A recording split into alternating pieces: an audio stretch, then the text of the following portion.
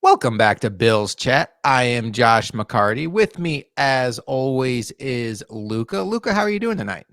It's good to be back. I wish I was doing better. The Sabres could not provide myself with any sort of joy, we'll call it. Although last night was successful, tonight was an absolute bummer. Their first regulation loss after leading from two in quite some time. I don't think they've done it even going back to the beginning of last season. But I'm still doing good because, Josh, we're back in the record chair. I'm talking to you again. We're going to talk some Bills football. We're getting back into that offseason grind, and I'm excited. I'm excited about it. It's been a while. We haven't been on the air together since our season wrap-up podcast where we handed up awards and we kind of took a look back on the season. We took some time off, really almost the entire month of February, if not the entire month of February. And there's been some changes. We are no longer part of Built in Buffalo. We put out a little statement on Twitter. We appreciate everybody with that brand and everything that went into that. But if you're wondering where you can find us at, we are at Bill's Chat Pod on Twitter. We are Bill's Chat on YouTube, and we are Bill's Chat Podcast on Spotify, Apple, anywhere where you can find your podcast. We are not going anywhere. It's just things have changed as far as who we are affiliated with. It's fun to be back on our own. Look, back where we started, where this thing started almost 3 years ago. Yeah, there's that nice eager enjoyment or excitement with just being our own indie podcast, being our own thing. We kind of run our own show from start to finish. We can kind of schedule our own selves accordingly again, stuff like that. Not that there was anything ill with what it was like with Built in Buffalo, because honestly, I think the funniest part about this was, Josh, we kind of got our idea of what we're going to do schedule wise. Turned out to be very similar to what we did even then. We liked what we were doing there. So again, it's nothing against that. It's just the excitement of doing your own thing. You can catch us where it is. We're still going to be doing our same old thing. And honestly, you probably won't even be able to tell as the content rolls out, because Josh and I hadn't even changed when we joined Built in Buffalo. So leaving it won't change much of what we like to do. And that is just have a little bit of fun, talk Bills football, and just provide it for the world to see, as embarrassing as it might be at times or as brilliant as it might be other times. Speaking of embarrassing, do you know what you were doing 42 days ago? 42 days ago. Honestly, no. 42 days ago, you were sitting in this chair with me talking about the Bills' playoff loss to the Kansas City Chiefs. It has been exactly 6 weeks since that game took place. The Chiefs did go on to win the Super Bowl. Spoiler alert: if you still have the season on DVR, I do not recommend finishing the season. The bad guy won again. Luka, I'm excited about our first topic because we were both disappointed, obviously, on the season wrap up, on the season post game show, and then obviously on the wrap up show, another season that fell short. But now we've had some time to settle in to this reality of the Bills falling short again, another second round loss. And I just want to take the temperature. Let's kick it around and just see how we're doing now that we've had some time to marinate on this loss. The dust has settled after another second round exit. Where are you at with this Bills team as it sits today? I don't necessarily mean like how disappointed are you in the 2023 Bills. More so, what's your confidence level with the nucleus that's intact, understanding that there's some things in the air of some guys that may or may not be back because of free agency, but where's your overall level of confidence with these Bills? Confidence or optimism, however we want to phrase it, I would still say it's in a somewhat fair, good place. The It's such a funny thing, because whereas there's clear concern on what maybe the weapons will truly look like, the question marks maybe with how you feel about Diggs still being around, if he's still around, when he's still around, whatever that situation may be. Is he still a true number one even anymore? The Gabe Davis question that's still out there currently at this moment in time, things like that, where there are reasons for concern or maybe to be less than optimistic about what it is. But at the end of the day, when you have individuals who are on this roster, like 17, Josh Allen, of course, and others that are even like, you have Rasul Douglas, who's almost, you would imagine extensions coming. That's also going to be cap relief, but then he's going to be around. And that was a revelation at the corner position. It felt like you still have your young guns that have been, contributing a lot this past year with the draft picks or Khalil Shakir, so on and so forth, where it's, it's a weird thing where I can understand if someone has question marks or might be less than optimistic about it. But at the end of the day, when you look at the unit as a whole and you think about, I kind of try to look at it as where I was in 2023 at this time and where I am now. I feel like the question marks aren't as big.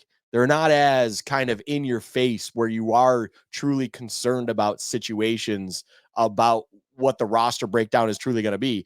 This year, it feels like, yes, can we find more weapons? Can we do those kinds of things? Can we improve this roster with the cap limitations that could potentially be there in front of them? Things like that. But those feel like secondary question marks only because your major ones with Josh Allen, of course, number one, always being still secure, still safe, but then also things like your Kincaid, your Shakirs, your James Cooks, your Osiris Torrance will be back, of course.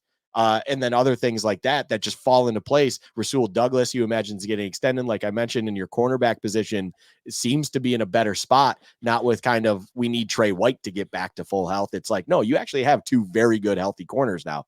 Things like that are there where I actually feel like I'm in a better spot than I was last year, at least just looking at the roster and where it currently stands as we are kind of approaching tampering period, free agency period, where we see cap changes or roster changes to affect the cap so that, they can ultimately build around the current core that they have that you're asking me about. So I'll put it at fair to optimistic in some regards, above fair. I guess if I could have just above the line of fair, I feel decent about this core.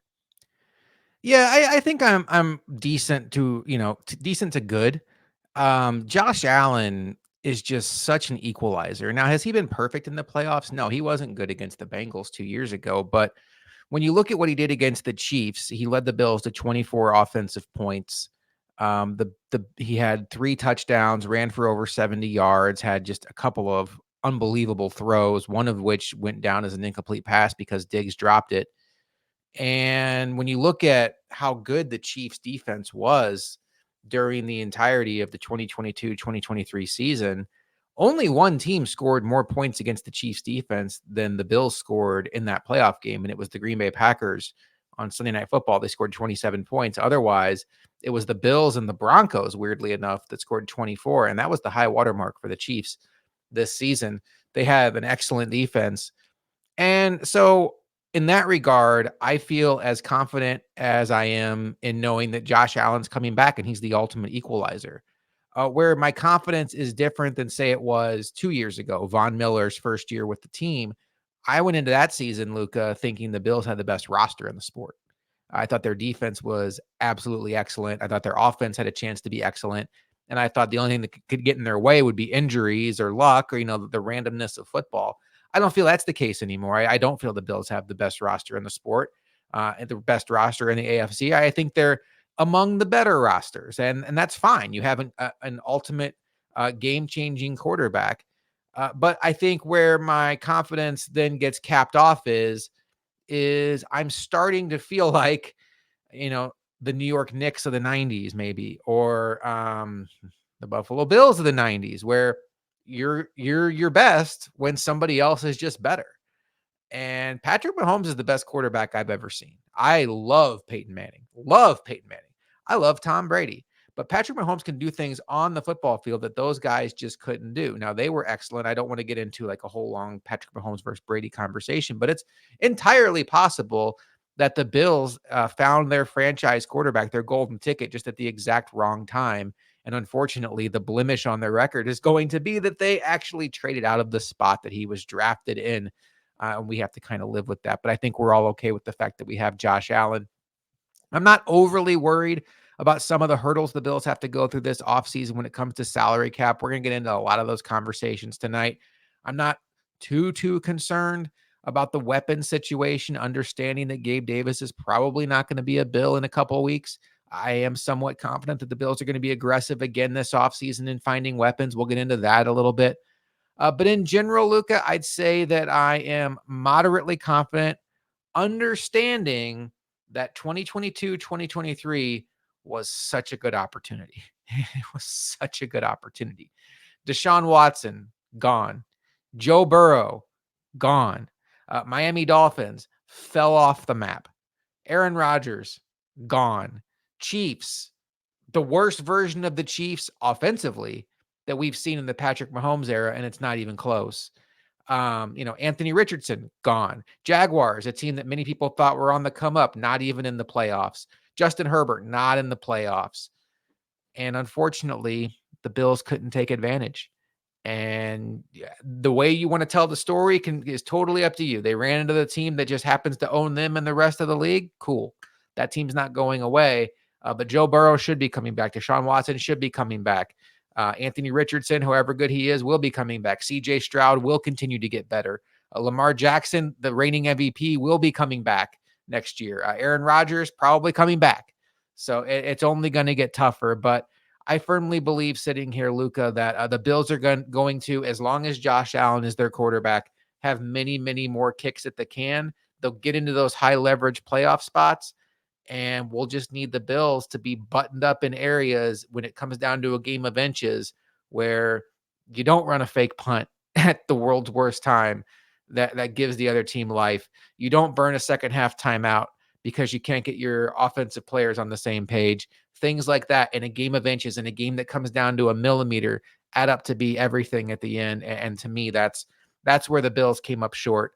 But the next thing I want to talk about, Luka, on this episode, and look, we're not going to do is we're not going to drill down and do like draft prospect preview.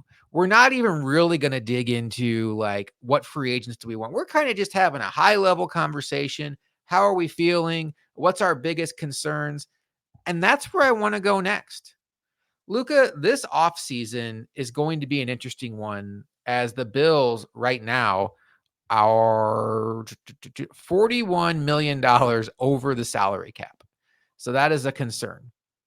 But is that your biggest offseason concern? I want to have a conversation about what is your biggest offseason concern. I put this question out on Twitter, and I kind of want to lead the conversation off there by going through some of the responses we got and just talking to some of the concerns of the listeners out there to see what they had. So I'll put some up on here. We'll quickly go through their thoughts and we'll see if we share those concerns, like big concern, no reason to be concerned. We'll kick it around and we'll see if there's anything left to talk about when we're done with this. Paulie 0198 or 1986. More weapons. Last year, I was okay with the weapons they added in free agency, but this year, if they don't go wide receiver first round of the draft, I'll be pissed, says Paulie. And I think what Paulie's saying is like, I was okay with the Trent Sherfields and the Deontay Hardys of the world, kind of filling in the gaps. They struck big on Dalton Kincaid in the draft, but for the most part, they ran it back with Gabe Davis and Knox. Do you share his concern right now about more weapons? Where would the weapons rank on your list of concerns? It's up there. I don't know if it's a straight up I'll be pissed, although I am in a similar mindset when we get further and further into draft talk. Of course, you might see a bias of mine with where my head is. But in that same regard, or to even oppose my own thoughts on it, it's like you've already seen that initial emphasis on it where yes, it wasn't just an out and out wide receiver, but it was a focus on weapons in that Kincaid pick. They even moved up to get him. They wanted to make sure they secured him, and it clearly looked like it's going to pay dividends for years to come. And then in free agency, did they bargain shop a little bit? Yes, but at the same time, they tried to find true value where they could based on their cap restrictions and figure that one out while also still making it's not a splash, but they still signed, Leonard Floyd for a good amount of cash in that 1-year deal. So they just had to figure that out, but still made sure they had a decent amount of weapons in house to do what it is. I would like to see them continue on that. And I'm going to say continue on that because you don't draft Dalton Kincaid in the first round if you haven't already been trying to do so. It's just now the glaring need clearly is on that boundary on the outside. You need more wide receiver help, both for the now, but even more so in the future and years to come. You need to find that next generation.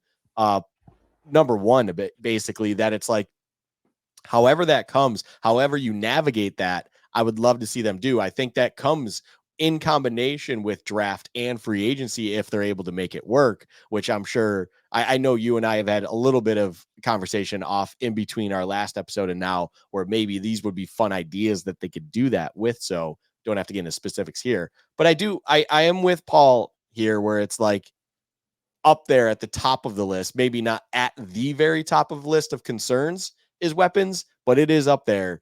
You would like to see them to continue to emphasize getting weapons in house for 17 for Josh Allen to continue to build on the offense and continue to try to maximize what you can get out of Josh Allen, because of course you just need to saddle on that horse that is 17 and try to ride that through the finish, because that is your best chance of getting to the ultimate prize. It is not going to be any other way. No one else is going to be able to do anything that's smarter than relying on Josh Allen. You don't need Josh Allen to be Superman, though, if you just surround him with great talent and great weapons. So continue to do that. Continue to kind of really highlight that and do whatever it is with all of your blue chip items, whether it's free agent splash, which is going to be very, very difficult, but free agency and or through the blue chip draft picks that you have.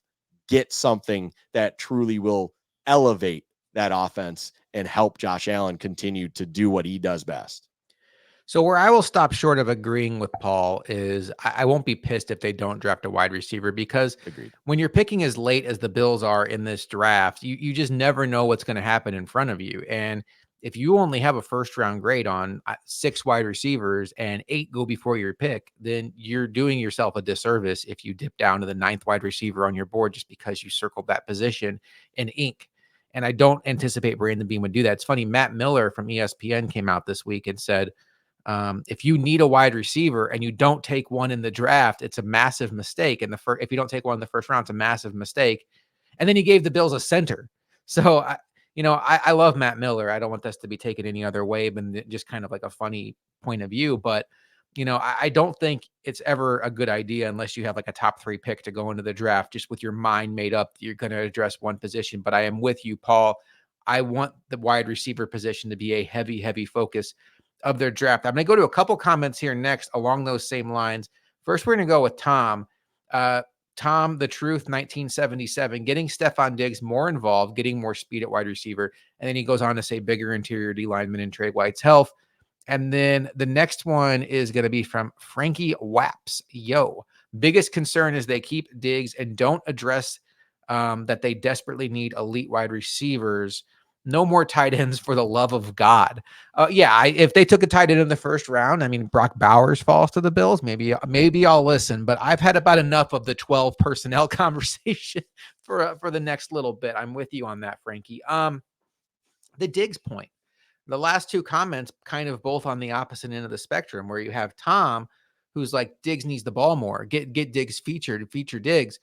And if I'm reading Frankie Wapp's comment correctly, it's almost like he's coming from the standpoint of, if they're fooling themselves if they believe that Stephon Diggs is still an upper echelon wide receiver and that they're just fine with him as the one. And then you have Shakir coming back, and then, probably not Davis, but somebody like that. And I think I tend to be a little bit more on the Frankie side of things, where it's not that I expect Stephon Diggs to show up in 2024, Luka, and be a wide receiver 3 on a roster. I think he's still a 1 in the sport.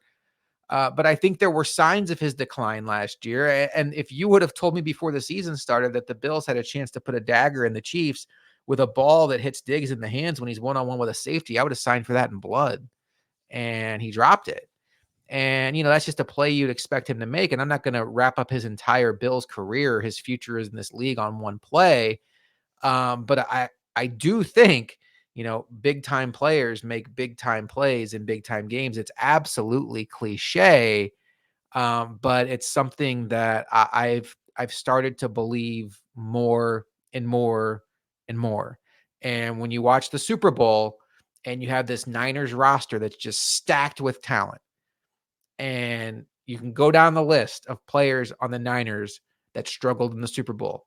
Trent Williams, Christian McCaffrey didn't do a lot. Bosa didn't do a ton. And then you look at the Chiefs, Chris Jones, biggest pressure of the game. Patrick Mahomes was the MVP of the game. Travis Kelce came through every time they threw him the ball. The Chiefs consistently in money games get money plays from their money players. And that's going to be something I look at with this Bills team deep, because we have a large sample size of this Bills core now in playoff games, who raises their game and who shrinks in the moment, Stephon Diggs has not really had big playoff games for the Bills. He did well against the Colts. He had a bomb against the Patriots in that game where everybody went off, but he's been an absolute no-show every time the Bills play the Chiefs in the playoffs. And I'm not saying Stephon Diggs is washed, but I'm saying there were signs of his decline. And I have not yet seen a Stephon Diggs moment for the Bills that really makes me think that this is a guy that raises his level for this team in those games. What do you think about that whole, I guess, anti-Diggs thing I just went into? That was fairly anti-Diggs Felt there, kinda Josh. anti-Diggs. I will say you didn't also shout out the biggest big-time player in the Super Bowl. That was whoever it was that flipped the coin and hit it on heads. Proud of that guy. How about the guy on the oh, did you have a bet on that? Oh yeah, Oh, I thought you Max meant play. that the one that did the overtime coin toss, and No, then I would have gone to the strategist on the Niners who was like, "Hey, we're gonna take the rock." no. I'm just shouting out the guy in the opening coin toss. A lot of Okay. coin on that coin toss. There you And we go. hit it. Shout out that guy. The Diggs conversation. I kind of even I might have even incidentally talked about it in my last point, where in my brain it really is one where I'm with you 100%. There is signs of decline. There are these kind of flashes, we'll call them. The ball hitting the hands is the one that a lot of people like to draw to. It's an easy one to go to, and it's not invalid. But there were other signs too as well, even throughout the season, going into the playoffs, where it's like Diggs is no longer that true one. I think there's a 1A next to him now, where it's like you you probably could have other players. You could do other things with that number one spot on this team if you get the right person. Diggs can still be very, very good at a lot of things, but he's truly no longer that. How do I put this? He's no longer the commanding elite number one that he was. There are ways that he can be hit, he can be lost in a game. And it's not just because a team is bracket coverage 100% on Diggs and therefore there's just someone else open all the time. You can one-on-one Diggs now and get away with it if you're good enough. And that is the reality of it. And time is undefeated. That's just how it works. And we're getting to a point where now you need to be proactive in how you plan for life after Diggs. I don't want it to be life after Diggs this season. I think Diggs is still way too valuable for a multitude of reasons to this team that you want him there. You want him in the dressing room. You want him involved with this team in a big, big way. But at the same time, you need to be kind of ready for life after Diggs. And if that even comes during this upcoming season, you don't want to find yourself yet again in a place where if your receiving options lose Diggs, they fall off the shelf and you really are concerned with a lot of things. I do feel like they've already taken a baby step in that where they even know where to go if things aren't working out with Diggs, where they figured out this whole Shakir I'll call it the trio, the Shakir, the Kincaid, and Cook trio. The inside the numbers. There's something there where they figured that out and it worked very, very well. That group does a great job.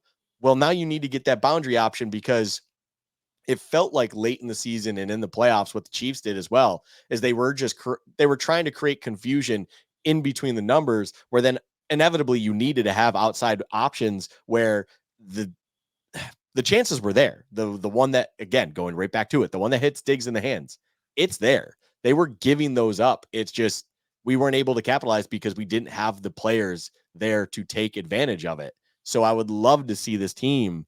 I'm with you on the back on that Paul comment where it's like if the wide receiver is not there for them in the first round, I don't need to see them just settling for whatever it might be. If they don't give Troy Franklin a first round grade, I don't want them still drafting him because he's the 9th receiver on the board and they just need a receiver. It's like, I would like to see them maybe even be aggressive if they do love a guy and move up to do so. But again, however they need to do it, if they can make cap work and all of a sudden you bring in a Hollywood Brown and you kind of, Hollywood Brown is a proven guy who can be a number one for a team in certain facets. It's like if all of a sudden you now have that insurance plus a blue chip draft pick and then everything else falling into place, you feel a lot better about yourself and the team and the weapons available exponentially compared to last year, where you kind of piece together a Trent Sherfield, a Deontay Hardy, and all of that kind of stuff. So I would just love to see we'll call it quote unquote life after Diggs being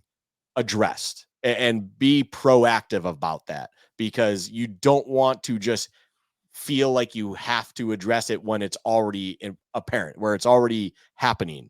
This is a perfect opportunity. It seems like it's a great offseason to have the conundrum that the Bills have on the boundary at wide receiver. Please take care of that.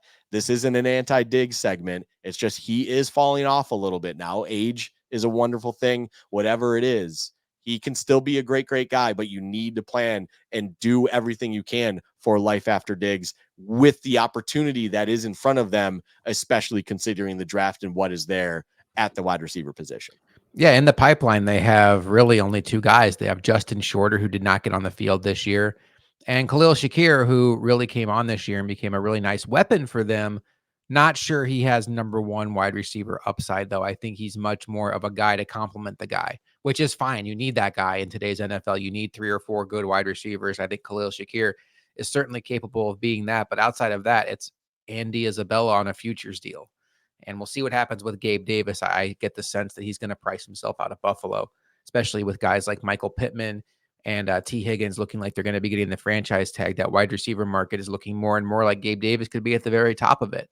And good for him. Go ahead and get paid, Gabe. And I will say this quickly, Luka. I think there's a school of thought. Gabe Davis, he's kind of like my stepdad always used to say this about black licorice. You either love it or you hate it. Like nobody just is like neutral on black licorice, right? I hate it. He loves it. My dad loved it. My stepdad loved it. So apparently my mom likes guys that like black licorice. That's neither here nor there. Gabe Davis feels a lot like that. Feels like you either think he is a high-end wide receiver 2, and the Bills are super lucky to have him there, and he could be a wide receiver 1 on most teams, or you think he is the most replaceable wide receiver 2 who is a product of the system and is a one-trick pony and it has inconsistent hands. I will tell you this. I was probably guilty of being in the latter, where I thought Gabe Davis was really more of a product of the system. I didn't see him being a special player. I thought he was pretty replaceable. And I actually came on our show and said, I don't know how much of a downgrade it really is, Trent Sherfield being in for Gabe Davis in these playoff games. And I'm sorry, as a wide receiver, if your best calling card is blocking, I'll find offensive linemen to do that. I value wide receiver blocking. Hines Ward was the best blocking wide receiver I ever saw, but he also had some really good receptions in the sport. But I will say, Luka, I think it was pretty evident in that playoff game that when Gabe Davis wasn't out there, the Bills' offense was very, very horizontal. And Trent Sherfield did not stretch the field or even stress the defense like Gabe Davis does. There were some balls that bounced off of Trent Sherfield's hands that I feel like Gabe Davis may have come down with. So I think the truth is in the middle. I think the Bills are probably going to lose Gabe Davis. I think they will miss Gabe Davis. But for the price it's going to be to retain Gabe Davis, I am okay with him walking, go get paid, and the Bills can try to refill. But I don't think it's as easy as, oh, it's Gabe Davis. It's fine. We'll find anybody to do that job. The Gabe Davis conversation truly is nothing against the player. It is strictly business and price. That really is what it comes down to. It's like everything you said about Gabe Davis is pretty much spot on.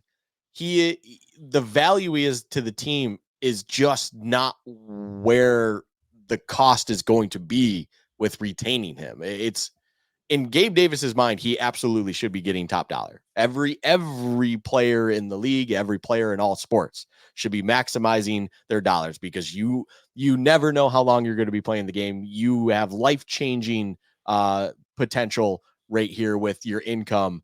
You need to maximize. You need to take all advantage of it. With the Bills in mind, you have other decisions that you're going to have to make. One, to get back in, net positive of cap, although cap is a very fake thing. I mean, the cap is not real. Everyone can navigate that.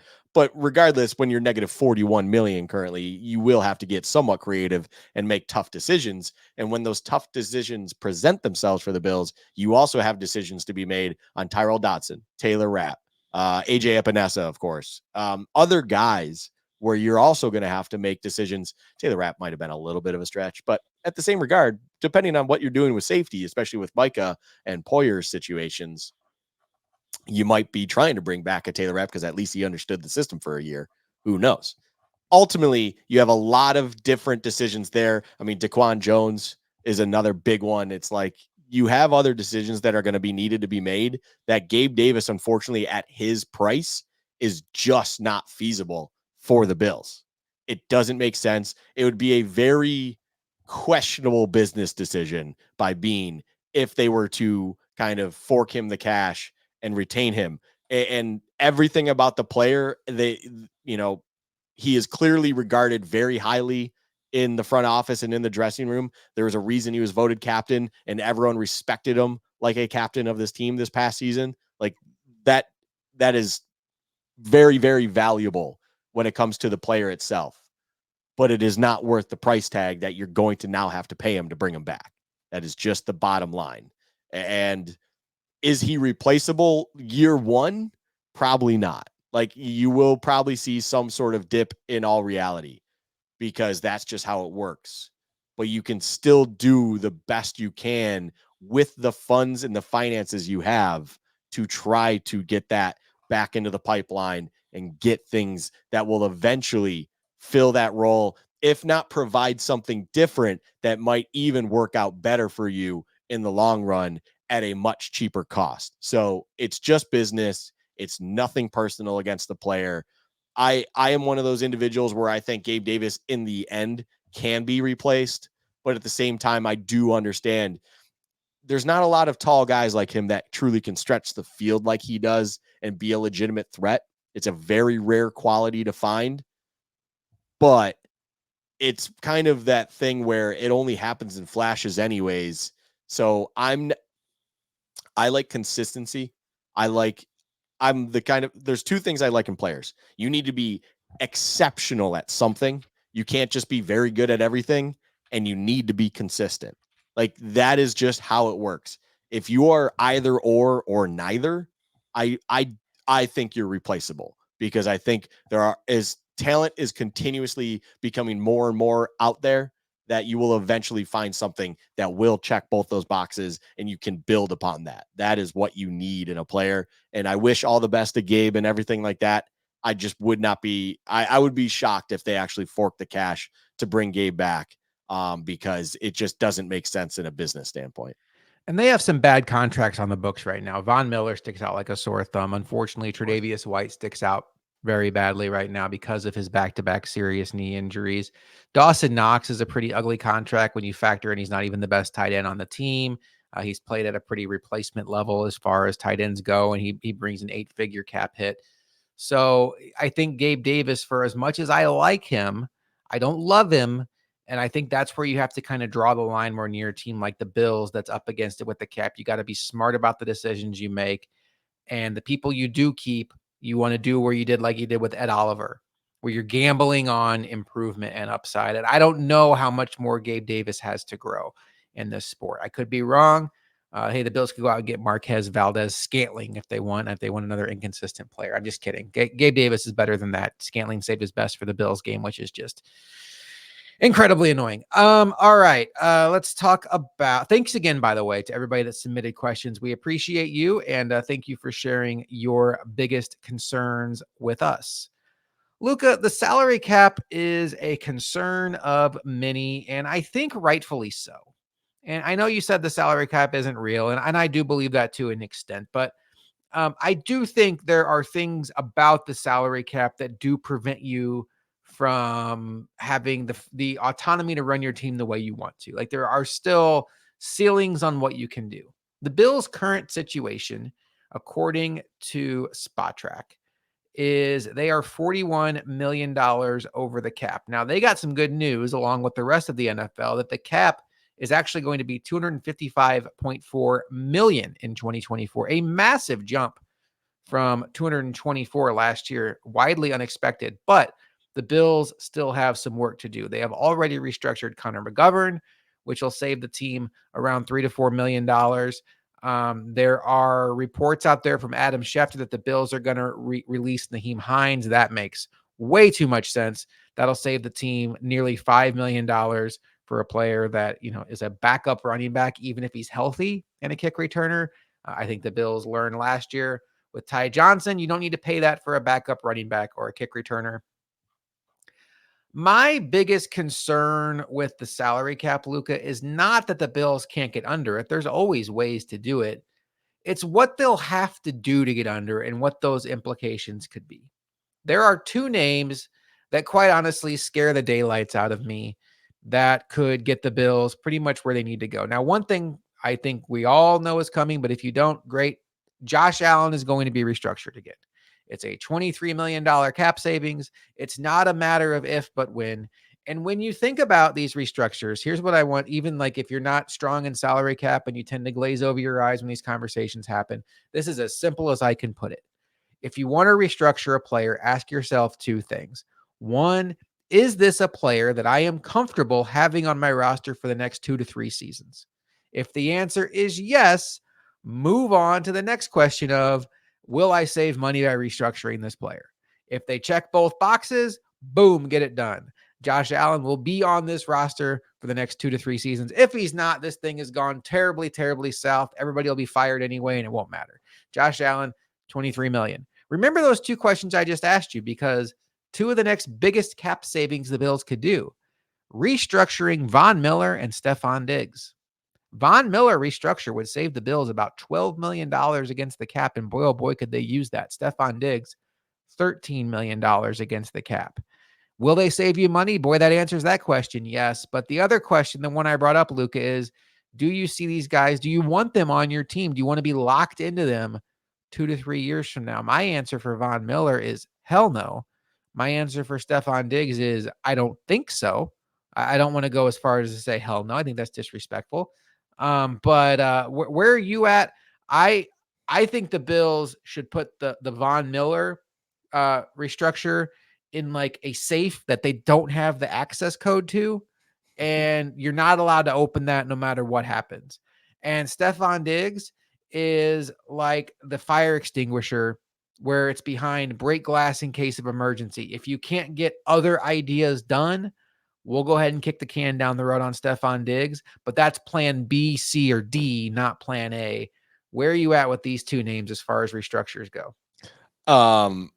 I mean, Von Miller, yeah, lock it up, lose the key. Don't even think about it. There should be no one that even writes it down on a piece of paper that could even spark the idea in memory of like, oh yeah, that could save us some money. Like that would be brutal.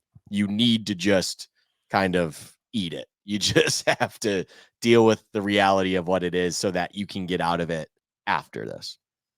The Stephon Diggs conversation with that though, I think I'm a little bit more harsh than you.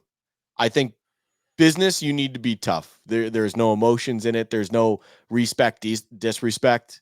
Business is business and money is money, especially in a league like the NFL where the NFL moves on without you. That's just how it is. Jim Irsay said that pretty tough last offseason, just to kind of give that dose of reality to Jonathan Taylor. It's like the league will move on from everyone. In Stephon Diggs' terms, 2-3 years, when we already just had a conversation that he's kind of showing signs of regression, in 2-3 years times, that regression could be very, very readily apparent, and you can't be stuck with that. You will have a Von Miller situation, maybe not to that scale, but probably something very close. And yes, the cap will probably be up even more so at that point. Could you manage it at that point more? Sure. You're seeing a lot of things like that in the NHL, actually, because the projection is the NHL salary cap, for reference, is like 85 million, I think, right now. They're thinking it's already going to be 95 million in the next 2-3 years.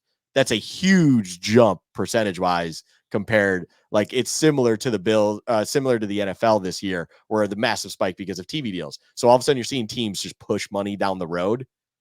yes, it might work out for the Bills if they did that with Diggs, but you don't want to get caught in a situation where it feels even worse to be in that contract because he's continuing to regress on the field in production and you're stuck with it, similar to the Von Miller situation. So I feel like if you can make it work elsewhere, with Trey making the very difficult decision with Trey White and the out that you have in his contract and making that happen and taking care of that, extending Rasul Douglas where you can get a good chunk. You kind of, it's nickel and diming it. It's not literally nickels, but nickel and dime it to get yourself to a good number. If there's a way you can do it in that regard, then you live with the Diggs and Von Miller contracts as is so that you can get out from them whenever is best. And you're actually not killing yourself down the road even further.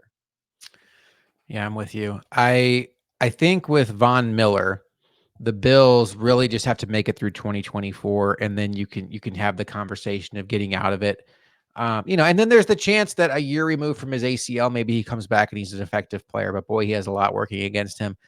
I think Diggs realistically already has 2 seasons. I mean, you're going to have to eat it if you get rid of him anytime in the next 2 seasons as it is. And if you kick the can down the road, I mean, holy moly, the Saints get a lot of credit for never falling under the salary cap. But does anybody notice their roster isn't very good because they're still paying players that aren't very good anymore? So that's my concern. I do think the Bills are probably going to have somewhat of a reset year, but there's other ways they can get this done. And I kind of want to go through some of those options now. One thing the Bills can do, should do, is give an extension to Deion Dawkins. Deion Dawkins is on the last year of his deal. Much like the restructure conversation, you want to ask yourself when you give a player an extension, is he going to be on your roster 2 to 3 years from now? If it's a big extension, if it's a 1 to 2 year extension like Poyer got last year, you don't have to go to that extreme. And is he somebody that is playing at a high level where you're not worried about regression? Deion Dawkins is coming off of his best year as a pro. And I'm absolutely in favor of that. And Over the Cap says that a Deion Dawkins extension could save the Bills upwards of $7 million against the cap. Let's get that done. Rasul Douglas, you've mentioned him several times on this show. He's an older player, but the reason why Luka keeps bringing him up is because he has 1 year left on his deal, and it's a $9.7 million cap hit where the Bills could release Rasul Douglas and save 9.7 against the cap. But if you saw Rasul Douglas play last year, that's a guy you probably want to bring back, particularly with the question marks around Tre'Davious White. Over the Cap says that a Rasul Douglas extension could save the Bills nearly $7 million in cap. And then a Taron Johnson extension, if the Bills wanted to get creative there, could save the Bills another $4 million. So you put those together, you're talking 17, 18 million in savings on top of the Josh Allen 23 million in savings. And you're almost back to sea level, which is, a little bit scary. But then you have the Naheem Hines thing you can do. Deontay Hardy is almost certainly going to get cut. That'll save you 4.3 million. And from there, it's pinch a penny here, pinch a penny there. But it's not just about getting back to sea level. You have to be able to do business. You have to fill out your roster. You got to pay your draft pick. So Brandon Beane has some work ahead of him. I do fear that the Stephon Diggs restructure is going to be a necessary evil, unfortunately, this offseason for the Bills, as painful as it will be to see that get done, because I think they're kind of up against it right now, unless they can find a way to trade him or find a way to eat it. But it feels like that's going to be a lever they have to pull, and that's going to be pretty uncomfortable, I think, for the Bills, as there's a lot of signs right now that Diggs is regressing. All right, Luka, the last thing I want to get into tonight, and we're not going to go too deep into free agency. We're not going to really even talk about who the free agents are that we're interested in for the Bills. We have some other shows coming up for that, but I do want to talk about the Bills pending free agents, because, while they don't have a lot of cap, they still have the option to bring these guys back. And I think there are some interesting names on this list. And I put out on Twitter, on my own personal account, Bills Chat Josh, and I want to just kind of run through how I bucketize these 21 unrestricted free agents. And I want to see if you agree, disagree, what you think about these 21 free agents. And I will start with what I think are not necessarily the big four, because I think there's a player that might outrank all of them, but I think the most interesting four, I give them the title of unpredictable market. Gabe Davis, Tyrell Dodson, AJ Epinesa, and Dane Jackson. All four of these guys have shown starter level flashes, but it's not been consistent. And how other teams value them because of their age and because that they've played high level, and especially Gabe Davis, AJ Epinesa, and Dane Jackson, they play positions that are premium positions in the sport. There is a chance they could have a high market. The Bills, I don't think, are going to be able to spend to the ceiling on any of these guys. My belief for all four of these guys, Davis, Dodson, Epinesa, and Jackson, the Bills would love to have all four back, but I think the Bills have a very firm ceiling on all of them and will not get into a bidding war on any of them. Would you agree with that? I will agree with Gabe Davis. I will agree with Dane Jackson, and that's only because of Rasul Douglas, I'll be quite frank. And yeah, you know what? Yeah. AJ Epinesa might be the one that they're a little loose with. They might, I think, with Floyd leaving, and then there's an understanding that edge might be a little thin because you realistically have to go into the season thinking Von's still going to be a useless sack of crap. Okay. You want AJ Epinesa back. Yeah, it was an aggressive. Look, that's what it was. You might be willing to bend the books a little bit for AJ Epinesa. That's the one that I maybe will disagree with. The other three, though, Dodson also, I kind of could probably talk. Dodson maybe is like you bend it for loyalty's sake, and you spent all this time developing him, and it's like he finally broke out when you needed him the most, ironically enough. And now it's like, oh crap, now someone else is going to reap the benefits at a cost, but they're going to reap the benefits of it. It's like that feels dirty. It feels wrong. And just like, maybe they want to keep him around because if you do keep Tyrell Dodson around, Matt Milano coming back, as long as he can get up to speed and be at health, that is a very good linebacking core. That's one where maybe they could. AJ Epinesa is though the only one I'll probably, that's the one I'll put my fist down. I'll disagree. I think they'll be a little loose with that ceiling. Gabe Davis though, and Dane Jackson, they are replaceable due to the market. They are replaceable due to the cost of which they will most likely be seen by the outside world. And the Bills just, again, like the Gabe Davis conversation I had before, it's nothing against the player. It's bad business if they were to pay the cost of what those players will get. And those players, understandably so, need to go get that money elsewhere. And that's just the reality of it. Will I be shocked if all four of them end up leaving, Josh? No, not at all. I wouldn't even be remotely surprised because, again, players need to go get their money. And if the Bills do hold firm on that ceiling, I would not be surprised. And then they just have to go and get money elsewhere. Your AJ Epinesa leaves, your Dodson leaves. And will it be the end of times for the Bills if all four of them leave? Follow-up answer on that one is no. I think those are individuals that you can replace. You may struggle a little bit only with that. AJ Epinesa, to my surprise, I believe you were surprised even a little bit with how he elevated his game finally last season. But you should be able to replace that. You still have other blue chip items at edge as well. You have other guys you can manage that with, but overall they are replaceable. They're not elite superstars. They're not absolute godsend studs. It's like you should, if you're good enough at your job as a GM and as scouts or as a free agent scout, whatever it is, you should be able to then navigate the cap, navigate money, and figure out those replacements to fill those roles and make something work. That is the reality of the sport. And I don't think any of those guys are true game changers where you just can't replace them. I think you identified them pretty well. I think AJ Epinesa was probably the one they would stretch for. If nothing else, he was the highest pick of their draft class for them. Remember, that was the year they traded the one for Stephon Diggs. He's developed nicely for them. But I don't even know if he's a starting level player. That's the problem with him. But he plays a premium position, a position they're very thin at. Dodson, I would be stunned if he had a massive market. I just really would. I don't know how much NFL teams value Pro Football Focus. And then you mentioned it, like the Bills are going to get Milano and Bernard back. So you're talking about a nickel team. What's up? I will say, you bring up the PFF thing. Love JJ Watt and pros that go in that Yes. apparently they do actually use those metrics for negotiations just in their benefit.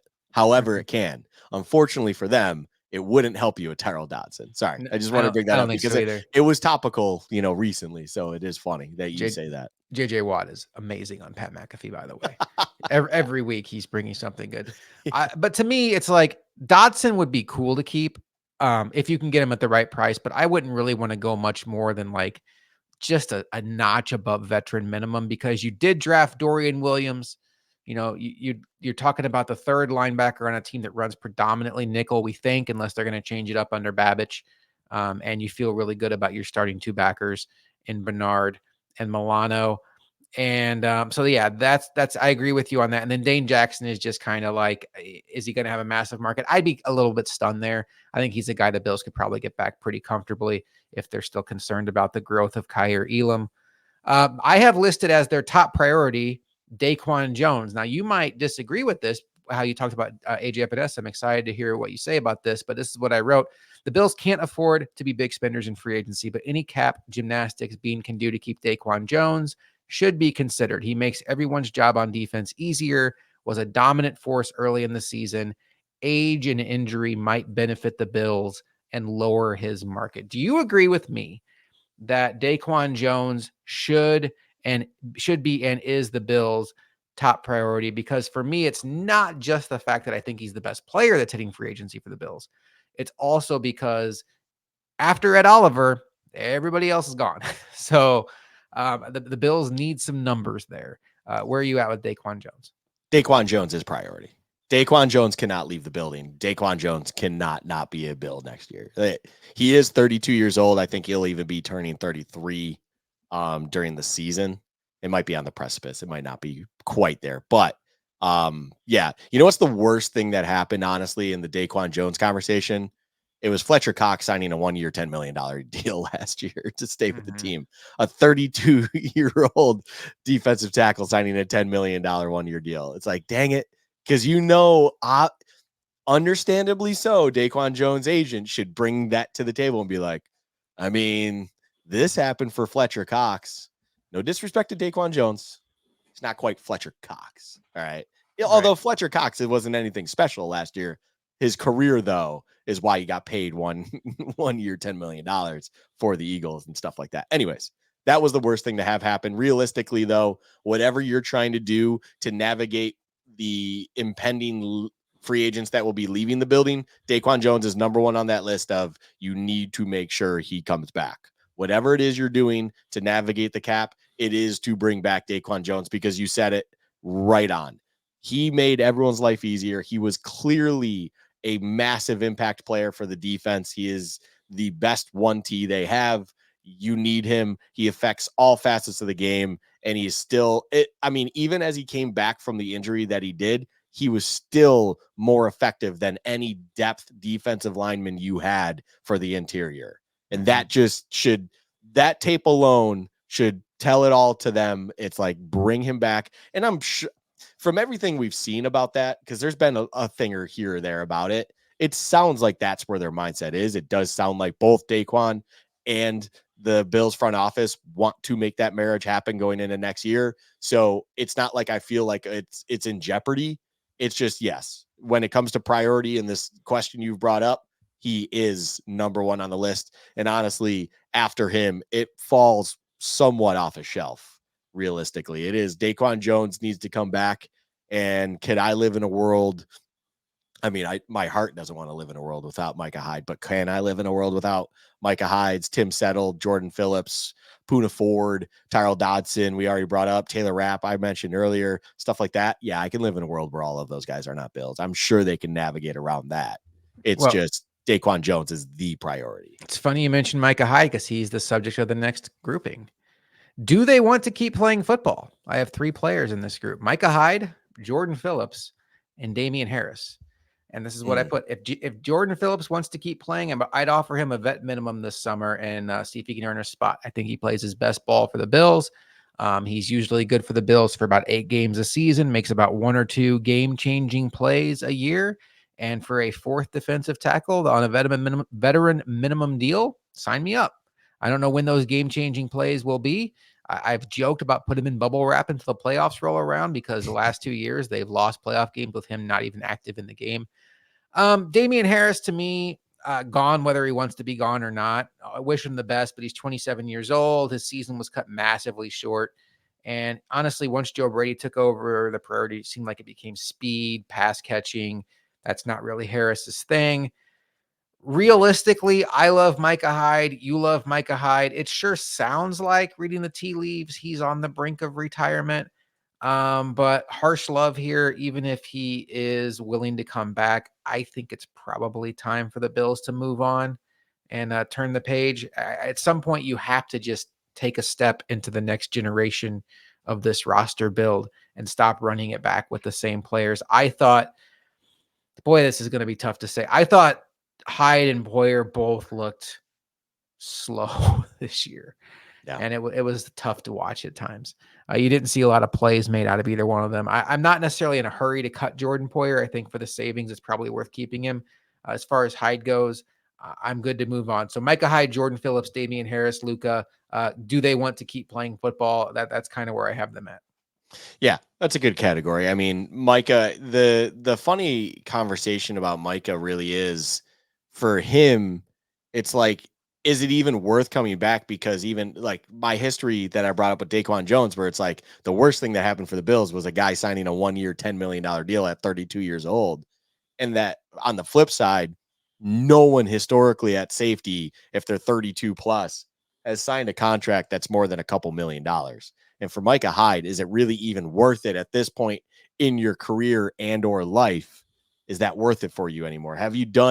Do you need to do any more? Because I feel like for Micah, it just might be what it is. And if it's not going to be with the Bills, I don't see him going anywhere else. And like you're saying with the Bills, at some point you just need to kind of create that split, move on, move to the next gen. Let's see what else we can do, because like it wasn't just flashes like we were seeing with Diggs and regression. There is clear regression there. And it's, again, father time wins all. It's just the nature of the beast called life. And you have to live with it. The Jordan Phillips one, didn't even really think about that. Yeah, Jordan Phillips, he could just call it at this point. I Yeah. mean, it's just not working out. It's year after year with decent, if not severe, injuries. And then yeah, Damian Harris makes a lot of sense. If he were to call it, I don't think anyone would be surprised. It's just unfortunate, because that's Damian Harris and players like him, where they had a good first year and you think they're going to be something great and stuff like that. That is why you cash in when you cash in, if you have the chance, Mhm. because next thing you know, you could be just 2 critical injuries later and you are wondering if your career is ultimately over. And it just sucks for someone like him that really never got to cash in, although he plays a position that really can't even cash in. So, wish him all the best. But yeah, that would be a shock of the century if he came back with the Bills. That's for sure. And these next few groupings we can go through a little bit quicker because it's not the premium names, but I have 5 guys here that I think the Bills would love to have back, but at veteran minimum deals on all these guys. And that's my whole caveat is we'd love to have you back. Will you take a veteran minimum deal? David Edwards, Cam Lewis, Ty Johnson, Kyle Allen, and Tyler Matakevich. I think Cam Lewis and David Edwards are maybe the 2 names on that list where if the Bills were going to overextend themselves a smidge above the veteran minimum deal, just to sweeten the pot a little bit, whether it's playtime incentive, what have you. For Cam Lewis, I think there's a real path to a starting job, or at least a competition for a starting job, maybe much like Tyrell Dotson had this year with Tremaine Edmonds leaving. It's like, hey, you've put in your time. We can't afford it, but this is the best opportunity you have to just come right in and play next year as one of our starting safeties. And then David Edwards, I think they view him as a very valuable depth piece. And I could see them potentially just wanting to keep that whole nucleus together, going a smidge above veteran minimum. Otherwise, Ty Johnson, Kyle Allen, Tyler Matakevich, love to have you. Don't have a lot of money. If you're willing to take the vet minimum, you got a home here if you want it. It's so funny to have the comment I'm about to make on a guy like Tyler Matakevich. I don't want to see anyone like Tyler Matakevich on this damn roster anymore. We had just experienced a season where it's like injuries are stacking up. We don't know what we're doing with this. And it's like, but don't worry, we spent a premium on guys like Tyler Matakevich. So, yes, what we're talking about is veteran minimum, and that's obviously a little bit of a different conversation. But at the same time, can we just not prioritize special teams player altogether? Yeah. I don't care if you specialize in special teams. Guess what? I bet you this guy we just drafted in the 6th round, because he's a pretty athletic guy, could probably fill your role at, let's say, 85 to 90% of what you do on a rookie deal that is very much controlled and everything is a-okay. So it's nothing against Matakevich. I just want to see this whole thing we've dealt with in years past where there was an emphasis on special teams aces, we'll call them. Let's get rid of that idea altogether, please, because you can't afford to do that when injuries are becoming more and more prevalent because these guys are becoming more and more freaks and they just seem to get hurt all the time. So Matakevich, sorry, I don't want to see you back. Even if it's Vetman. I will say the David Edwards one is an interesting point. I do think they value offensive line if they are someone that they like a little bit more, that I could see them going maybe a dip over veteran min, like you're saying. But even Cam Lewis, I don't even know what kind of market there is for a guy like Cam Lewis anyways. So realistically, do you even need him to try to take that seems like a situation where you let the draft even fall as it may. And then if you didn't get kind of a guy on day 3 that's a defensive back you like to fill that role, then you go, hey, Cam, you want to come back for that vet min deal? Here you go. That's the kind of, and we're kind of talking about players that all fit that. I think David Edwards even fills that kind of role where it's like, if they didn't find someone else that they like in that position, then they'll come back to him after the draft, after free agency, after the draft. And it's like, hey, do you want to come back on this Vetman deal? We'll bring you back. We'll see what it is. We'll see if we make everything else work in the roster around you. Congrats on coming back. Those are guys that, yeah, if they stretched for them, they massively screwed up. And if they brought a guy like Tyler Matakevich back altogether, just me, myself, and I will not be happy about that one, because why are we doing this? I'm with you on the special teams point. One caveat I will throw in about some of these guys like Cam Lewis, maybe Dane Jackson, maybe Tyrell Dodson that I hadn't even thought about. 2 defensive coordinator roles got filled this offseason, one by Leslie Frazier, one by Eric Washington. Frazier in Seattle and Washington in Chicago. Those guys know these players very, very well. And much like the Bills, who could look at a Cam Lewis and say, hey, we have a real path to you to have a starting job here, or at least compete for one. Leslie Frazier, good luck starting with those corners. And Eric Washington, maybe even more so in Chicago, could be like, hey, we know what Cam Lewis can do. We know what Dane Jackson can do. We know what Tyrell Dodson can do. Come play for us. So the Bills aren't going to be able to necessarily hide these players. Like maybe it's a lot like when Joe Shane went to New York and all the players that we liked at the bottom of the roster kept getting scooped up by the Giants. Okay, a couple more to go through here. Taylor Rapp's in a category by himself, Luka. You need us as bad as we need you. Want to run it back? Rapp had a surprisingly low market in 23. The Bills can't win a bidding war here, but they can offer a clear path to a starting role on a defense he's familiar with and a chance to reset his market next year at the age of 27. I think Rapp would be plan A. Cam Lewis would be plan B. The Bills can't make him a rich man this offseason, but they can certainly do everything in their power to make him a rich man next offseason by giving him basically a starting role in a defense he's familiar with. Is that enticing enough to keep Taylor Rapp, who ended the season on the injury list? Part of me feels like when they even brought him in, that was maybe even part of the discussion at that point in time. It feels like something was there where a guy like Taylor Rapp, who could have probably been fighting for a starting position more regularly on other rosters, maybe lower end teams, but on other rosters, that then could have helped him in the market this year. Instead, he took the position that he did, understanding that if no injuries come, he's going to be sitting there majority of the time. He's not going to be seeing a lot of field time. And maybe there were packages, which we did see with him out there, that he could be utilized for. But overall, you're kind of a gadget guy on defense more than a regular starter. Now here's your opportunity. And, I think that might have been in the cards. at the end of the day, money talks. And if all of a sudden a team comes in and just wants to pay him something substantially more, there's nothing the Bills can do about it.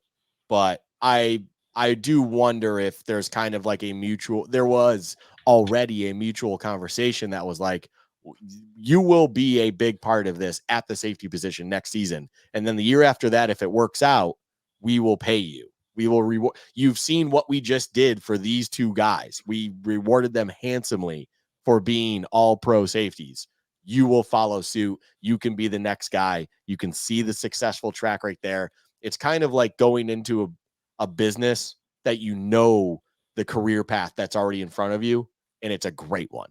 You just have to stay on track. And this kind of feels like that situation here where, yes, he might not get the biggest pay. So unless someone comes in just offering the bag all of a sudden for him, he will probably, like you said, I think you phrased it perfectly. We need you just as much as you need us. And we offer you a great opportunity where you can see the success. You can see the light at the end of the tunnel that will most likely get you a lot of the bag down the road.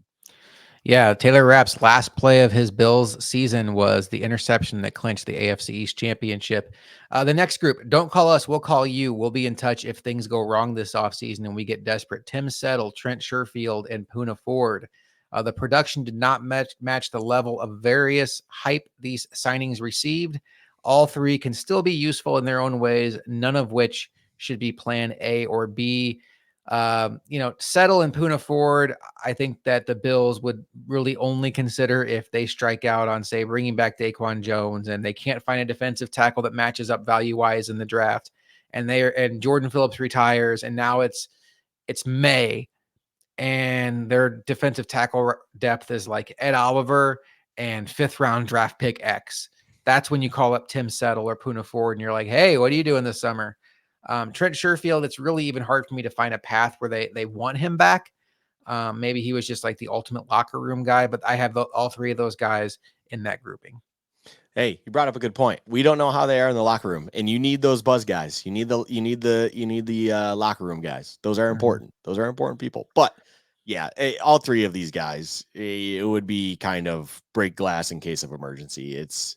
It's one of those ones where you could even call this the AJ Klein role. Yes, because it's like that might be a little harsh. Now that I even said that, it's like they might find a roster elsewhere. It's not like AJ Klein, who's just going to be, an electrician down the road, and then all of a sudden, hey, we do need you in these December games. You want to come play with us? I don't think Tim Settle or Poona Ford or those guys are quite down to that level. They're still young. They still can probably find a team somewhere. But overall, yes, I think coming back to the Bills, they probably struck out even in their own right in the free agency market everywhere. And then the Bills it didn't work out for them in free agency draft, so on and so forth, where it's like, yeah, if we can make this work, we'll make it work. All right, two veterans I want to talk about that joined the Bills last year and had some success. Linval Joseph in the category of thank you for your service, big dog. We'll call you next November if we need you again. Yeah. He's got a pretty good thing going where he misses training camp, stays healthy until mid season, and then hops on a team with playoff aspirations and plays well. Nothing but good things to say about Linval Joseph's time with the Bills. I think he stepped into a tough situation and handled himself very well. And then the other one is Leonard Floyd. We can't afford you. Go get your money. Floyd had a great season statistically, but the Bills can't afford him and frankly shouldn't feel like they need to keep him. If for whatever reason his market is dry, pick up the phone and see what he's thinking. Both of those, I think, different kind of conversations. I think Linval Joseph kind of speaks for itself. He's not going to be a conversation you have in the summer or the spring. I think he's much more of a winter conversation if you have some injuries again. Leonard Floyd, though, I think there's going to be a segment of Bills fans looking that are surprised to hear that he had double-digit sacks. He had some good moments for the Bills. I feel like not all double-digit sack seasons are the same. I never felt like Leonard Floyd was like that true edge-bending game record double-digit sack. It felt much more of like a compiler of sacks versus like impact. And I know that's just such a antiquated way of looking at it. I'm not in a huge hurry to go out and re-sign Leonard Floyd, but if the NFL views him the same way I do, and he can come back on like a $4 or $5 million a year deal, and you can spread that out and make it a minimal cap hit year one, sure, why not? But I would have zero interest in running it back at the same price as last year. Leonard Floyd, his most impactful thing was just week 1 knocking out Aaron Rodgers. Yeah. That's really what it comes down to. After that, yeah, he would come up with contribution sacks. They were never key sacks. They were never big time sacks. I honestly, like, looking back, it's really tough for me to be sitting in living rooms watching games. It's like I can remember when those moments happen where it's like, oh, Floyd just, had another big sack, but they weren't like game changing. They weren't kind of game altering. It was just kind of one of those things where it felt inevitable because he's been at least getting to the quarterback at some sort of regularity for the season, but it wasn't impactful enough that it was changing games or was a legitimate threat where I'm not I I'm not paying Leonard Floyd a premium contract when you're dealing with the financial issues that you have. Like, Right. that doesn't make sense. You need to get around it elsewhere. You need to get more time to Greg Rousseau if that's what if it comes down to just not doing a heavy rotation anymore and you're just leaning harder on your big dogs, like, so be it. That's just the reality of the the situation you're in. So there's that. And then, yeah, guys like Linval Joseph are, man, what a life. That's the best way to end your career. Don't retire. Just stay in shape. You're in your mid 30s now, and a team will come calling later on when injuries are starting to pile up. And yeah, you get the pick of the litter. You didn't have to deal with all the offseason grind. And let's see if I can make a run at this thing. That's a great way to try to get a ring. Minimal effort, maximum output. Hell yeah. I'm glad we're on the same page too. Like, we both prioritize Epinesa over Floyd, and I think that Oh yeah. that might be kind of controversial. But speaking of defensive ends, Shaq Lawson has his own category. I just can't quit you. Shaq loves being in Buffalo. The Bills are very, very light at edge. He's a bottom of the depth chart guy at this stage of his career, but should be very, very affordable. Would be very surprised if he's not at Bills training camp competing for a roster spot in July or August. Agree? Agreed. Yeah, I think he's the kind of guy that's going to be willing to take, your $1 million contract. He's going to be 30 some point in the season. It might even be at the start of the season, but he's still young enough, and he's still, like, Shaq Lawson is that. It's so funny, and it's like on the flip. You don't hear his name often, but you can see the impact he makes when he is involved, and it's like one of those things where you do need those kinds of guys, and it works. So, like, why try to change something that works and it actually works in the money as well? Like, it's Shaq Lawson. That would be surprising if he's not back because it just makes a little too much sense. And the last name on this list, best of luck in your future endeavors, Latavius Murray. Flashed some early, but lost the RB2 role decisively to Ty Johnson once Joe Brady took over. Buffalo even kicked the tires on Leonard Fournette mid-season to replace Latavius Murray. Seems like a good teammate, but zero reason to think of keeping him in 2024. Yeah, I mean, the only person that'll be upset is Stokes because you don't get your nice 6'3" running back to lean over on goal line. But yeah, Madden, yeah. Yeah, and Madden, yes. And Josh Allen was still the Bills' best goal line back in the real course. NFL. He will be regardless. By the way, he's like one of the best goal line backs in the history.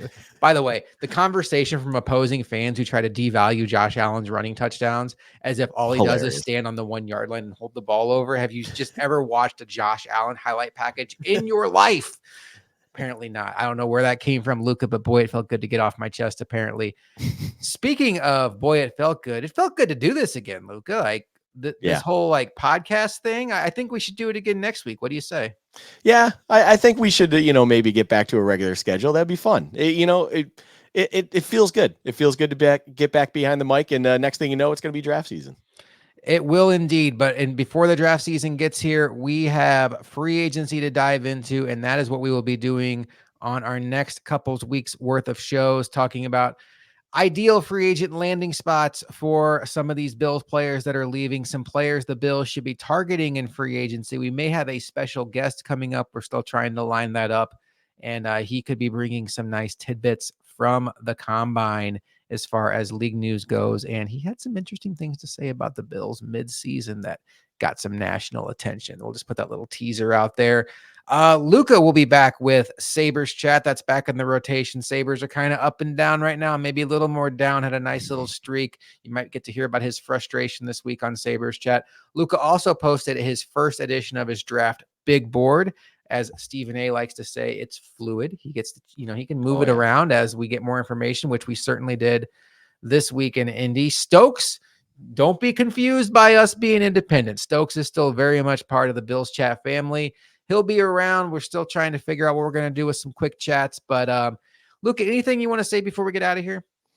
No. Honestly, I got nothing more. It was good to get back. It's good to get back in the swing of things. Although, we said drafts around the corner, but then boom, all of a sudden you get into those dog days of the off season or the in between off season, whatever you want to call that. But overall, it's good to be back. I don't want to talk about the Sabres right now, but I will be talking about the Sabres later this week. It is every other week, but it is this Wednesday that it'll be out. And I look forward to everything else in the future that we got going on again in season 3 of Bills Chat. Follow us on Twitter, Bills Chat Pod. Follow us on TikTok. Holy cow, at Bills Chat.